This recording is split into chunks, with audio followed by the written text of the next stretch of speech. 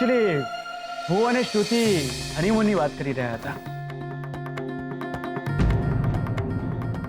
તમારો શું પ્લાન છે હનીમૂનનો? શ્રુતિ, તને ખબર નથી, અલ્કો બહુ ચાલાક છે, બહુ જબરા છે. કોઈને છે ને પોતાના પ્લાનિંગને આટલી ભનક પણ ના આવવા દે. આપણે લોકો અહીંયા હનીમૂનનું પ્લાનિંગ કરતા રહી છીએ અને આ લોકો હનીમૂન પતાવી નાખે એવા છે.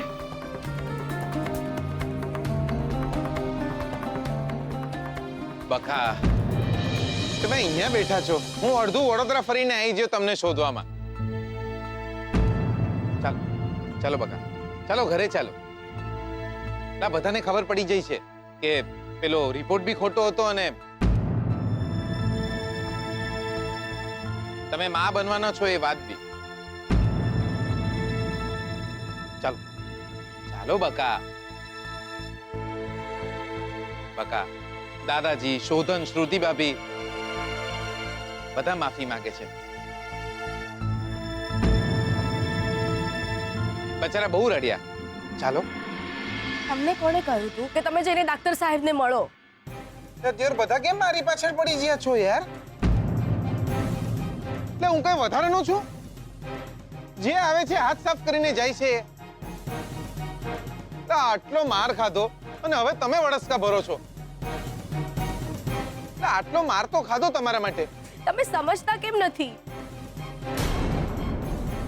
તમે જો ડાક્ટર સાહેબને ના મળ્યા હોત તો કોઈને ના ખબર પડત કે આ રિપોર્ટ ખોટો છે.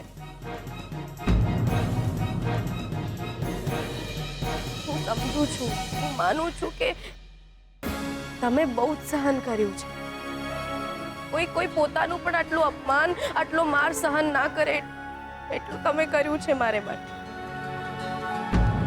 પણ આજ તો આપણે ઈચ્છતા હતા ને કે એ મને નફરત કરે, મારાથી દૂર ચાલ્યા જાય, શ્રુતિબેન સાથે લગ્ન કરે, સુખી થાય, ઘર વસાવે, અને તમે છો કે શું કર્યું તમે? તમારે જે કરવું હોય કરો. દેવર માથું ઉતારવાનું આવશે ને તો બી તમારી જોડે ને જોડે ઉભો રહીશ. ઉતારી લો માથું. આ જીગલો ઉભો સામે. હરફ સુદ્ધા મોઢામાંથી નીકળે ને તો બે બાપનો.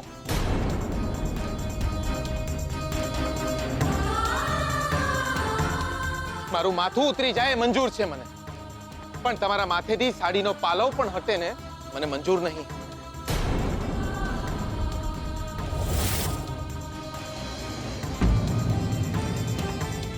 શોધન માટે તમને ચિંતા છે તો દિયોર મારો બી ભાઈબંધ છે. એટલે હું બી ઈચ્છું છું એના લગ્ન થાય, એનું ઘર વસે, બે ચાર બાળકો થાય, એને હું બી એનું સારું જ વિચારું છું લક્ષ્મી. પણ લક્ષ્મી, તમારા ચારિત્ર પર કલંક લગાડીને શ્રુતિ ભાભી માટે સિંદૂર ના હોય લક્ષ્મી.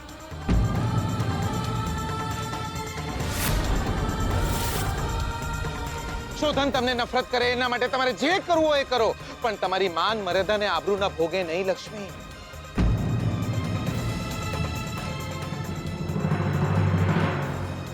આ બધું ત્યારે જ અટકાવી દેવાની જરૂર હતી જે દાડે ભૂલથી હોશ ગુમાવીને તમારા બેડ પર આવીને સૂઈ ગયો તો.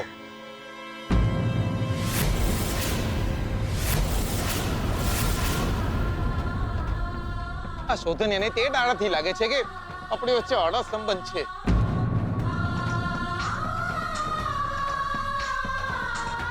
આપણી વચ્ચે અડા સંબંધ?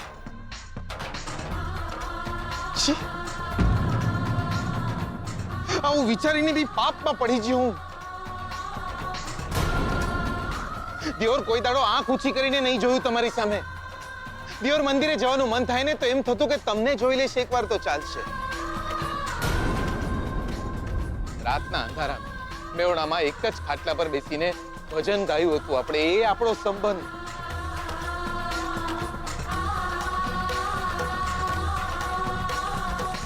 અને હું તો પાપમાં પડી ગયો યાર. એવું વિચારીને બી પાપ લાગે કે તમારા પેટમાં મારું બાળક.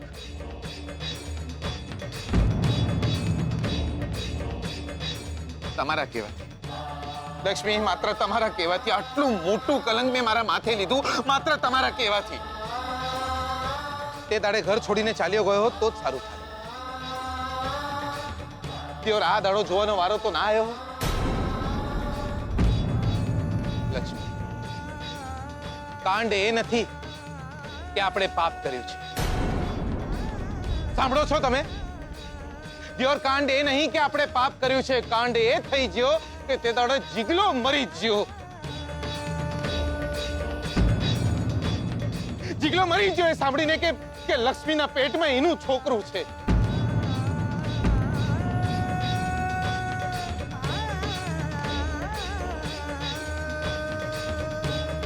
ને મારું શું છે? મારું જે થવાનું હોય થાય. મેવડામાં મારો બાપ મારા નામનું નાઈ નાખશે, પણ તમારું શું?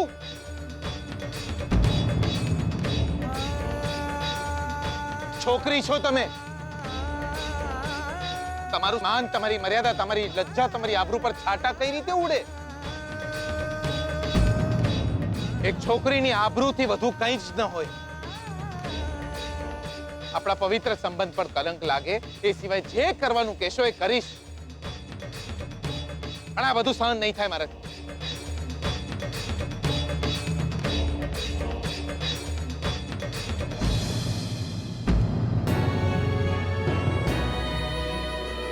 ચાલો ઘર, ચાલો ઘર.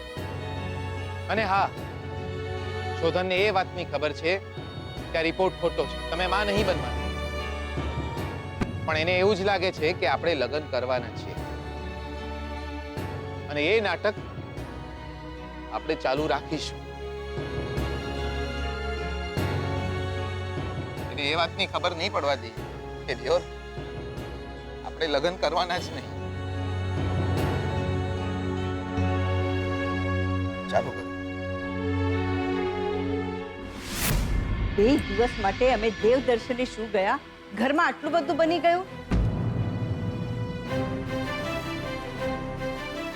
હીરા જેવી છોકરી પર તમે શંકા કરી. અરે પારકી કરી નાખી એ છોકરીને. લક્ષ્મી આવું કોઈ દિવસ ન કરે એટલું વિચાર્યું નહીં તમે? અમારી ભૂલ થઈ ગઈ સરસ્વતી. હા દાદી, અમે બધા જીગર અને સ્વીટુને ખોટા સમજી બેઠા. મારાથી બહુ જ મોટી ભૂલ થઈ ગઈ. અમે બહુ જ ગુસ્સો કર્યો એમની ઉપર. લક્ષ્મીના વધામણા હોય, એના માથે કલંક ના હોય.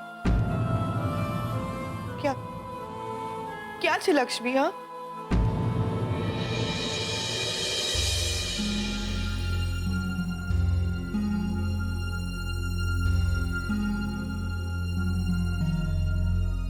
સ્વીટુ,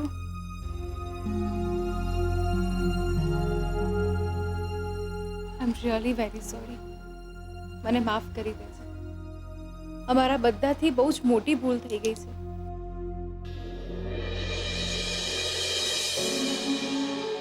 લક્ષ્મી બેટા,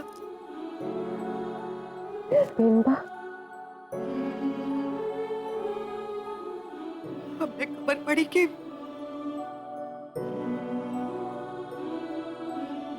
થાય બેનબા. લક્ષ્મી બેટા, અમે બધા તારી માફી માંગીએ છીએ. નહીં દાદીજી, ખોટો રિપોર્ટ આવે તો કોઈને પણ ગુસ્સો આવે ને. અરે પણ આ ખોટો રિપોર્ટ છે, તને ખબર હતી એમ છતાં પણ તે એવું કેમ કહ્યું કે તમારા બંનેથી ભૂલ થઈ ગઈ છે? દિયોર, તમે બધા તો મળીને મને ફરી વળ્યા, એટલે મને બચાવવા માટે.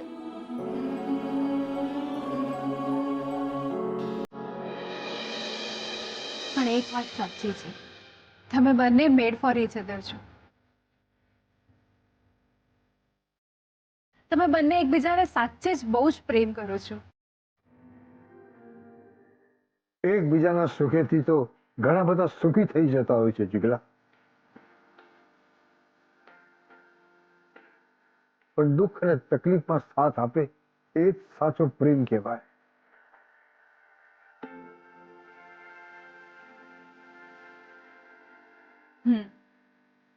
જીગર, તે સ્વીટુ માટે બહુ જ બધું સહન કર્યું અને સ્વીટુએ પણ તને બચાવવા માટે આટલું મોટું આડ એના માથે લઈ લીધું. જીગર, સ્વીટુ મારી બેન છે મારી બેનને સાચવજે.